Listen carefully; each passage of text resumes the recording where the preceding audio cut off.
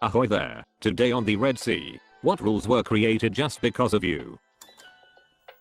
My sister got a pair of toy earrings at the doctor's office and promptly stuck them up her nose so deep that they were lost forever. After that, the doctor's office only gave out stickers.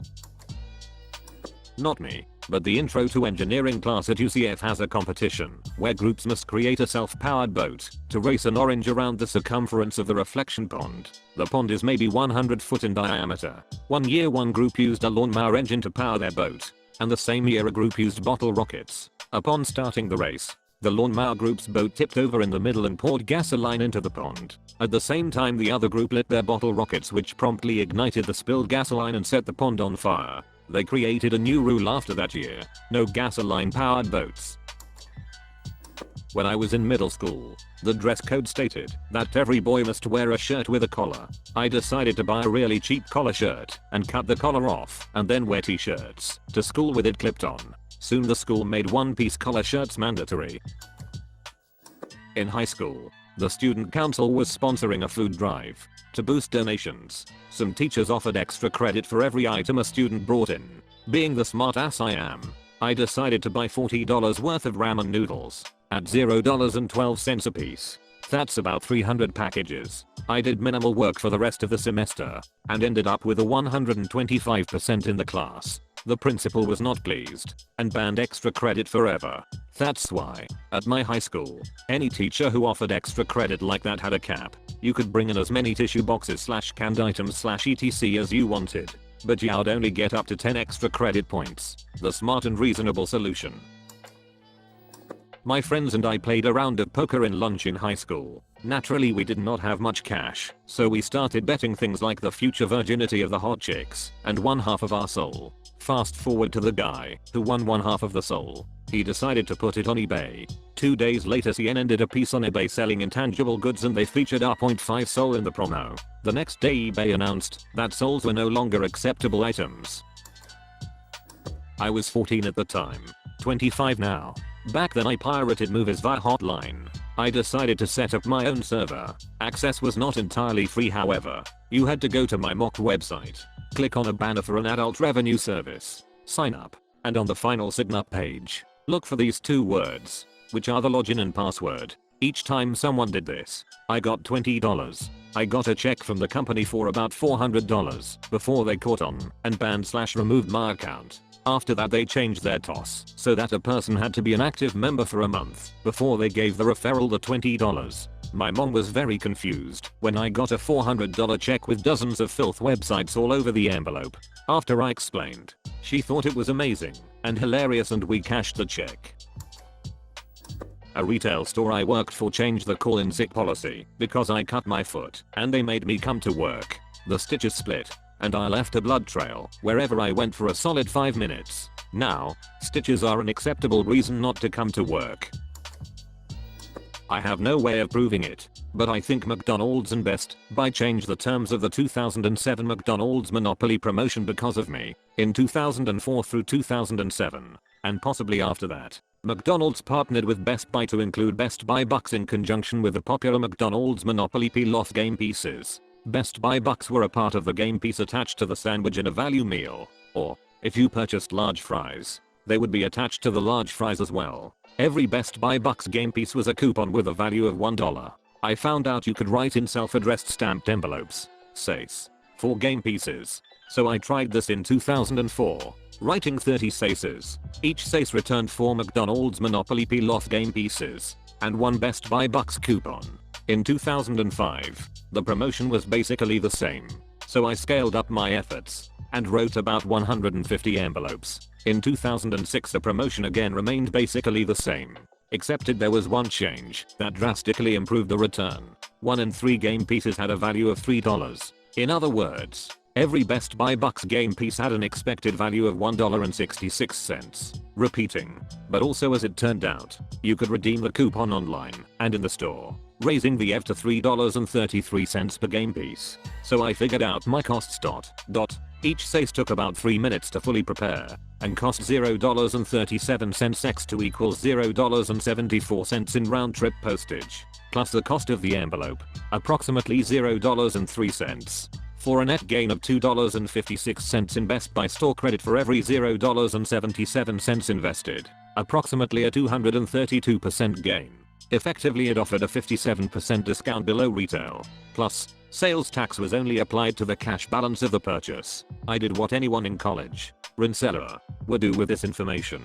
I recruited an army of friends and offered them $10 an hour to write cases. Also, I bought a PO box for 6 months in a town in Vermont, a 30-minute drive, because there was a provision in the rules that Vermont residents may omit return postage. So, paying for someone to fill out the envelopes added about $0.50 per case to my cost. But I saved $0.37 per case with the PO box. The PO box cost $36 for the 6 months. Also, plus gas, etc. But in the end, the plan totally worked. My friends were happy to get some easy spare cash, and McDonald's complied with the rules of their game and fulfilled about 4,400 game piece requests. I wrote the most cases, but I still laid out about $5,000 in expenses. Much of it financed thanks to friends and acquaintances who knew I was dead serious. The people at the post office were pretty pissed and demanded that I upgrade my PO box to receive mail at that volume.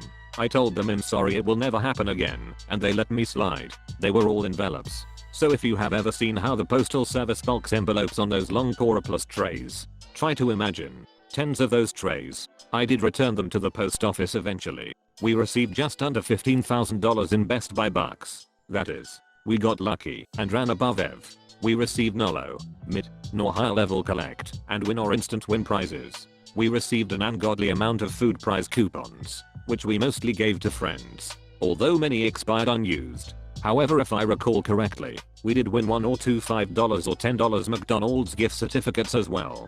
Best Buy, surprisingly, had no qualms accepting the coupons in increments of $600 at a time in the store and $50 online. As per the terms. The first visit was a bit unusual. The manager demanded I provided ID. I said that's fine. I'm sure they'll be able to verify these are my game pieces. And I bought tons of awesome malarkey. The next year, the Best Buy Bucks promotion was not part of McDonald's monopoly. And, obviously, although I'm sure both companies fulfilled many more requests than just from me, that they never expected such an organized, determined response, and promptly addressed the rules to ensure that they would not be taken advantage of again. Clearly, Best Buy Bucks were meant, as many coupons are, to draw consumers into a purchase. When a single consumer, or group of consumers, exploits those coupons according to the terms of the offer, resulting in a $15,000 electronics giveaway, I'm sure they noticed. When I was 9 years old, my friend and I did nothing but play outside all day and build all sorts of wooden forts and tree houses. We got pretty handy with our tools and our projects got bigger and bigger. One day we found 4 good sized trees about 6 feet apart from each other in a rough square just a stone's throw from the neighborhood park. We decided to build the mother of all forts by making a platform in the middle of those trees about 6 feet off the ground. It had 2 feet, walls around the sides and a sturdy ladder and eventually a second level above the first. This was a fairly small neighborhood and everyone knew everyone else, so all the grown-ups with kids came to check it out, and after a few modifications it was deemed safe enough, and for a few weeks all the neighborhood kids would play in and around it. We felt like kings. Then one day we came home from school and it was absolutely destroyed. Apparently the county somehow got wind of it and its proximity to the playground and sent some guys out with chainsaws to demolish it. We were heartbroken. They told our parents that from then on we were not allowed to build anything anymore because the county could maybe be held liable in case someone got hurt. We gathered up our scraps, said duck the police, and moved further into the woods and out of sight and built an even better one and several backups just in case. In hindsight, I'm 30 now. I can understand why it needed to be done, but all those years ago it seemed like the greatest tragedy ever. I used to ride a unicycle around my school's gym all the time because while they specifically banned skateboards, bikes, roller skates, and even those heeless things, they never mentioned unicycles. They had to go through the whole official rule changing process to add unicycles to the rule book. I do not consider it to be my fault, but I actually got dandy banned at my school after some less than intelligent person saw one of our lunchtime games in the library and complained about Satanism. I had to go through 3 weeks of counselor sessions just because I made my voice deep and booming when IDMD. Yep, I got Pokemon banned from my school. Apparently pocket monsters had something to do with Satan. I successfully ran a black market for them on the playground. Duck the religion police. My freshman year in college I lived in a dorm with a large courtyard in the center. We collectively had a large water balloon fight. One of the girls slipped and cut her arm open pretty deep and we had to call 911. The new rule my dorm made was no water balloon fights indoors. They added a no sports indoors at my dorm because of us. Apparently they did not like all the scuff marks on the floor from our sticks in hall hockey or the holes in the wall because of hall baseball. It turns out it's nearly impossible to swing a bat in a hallway without hitting the wall. We also got in malarkey for pulling people on snowboards with our cars in the parking lot too. But there was not an official rule over that one. More just you guys are idiots and you should stop that. At my old high school, now in uni, math class tests now start with the disclaimer all answers must be written in Arabic numerals. But they did not say you have to give them in base 10 ... time to answer in pencil. I play the tuba. I'm Mexican.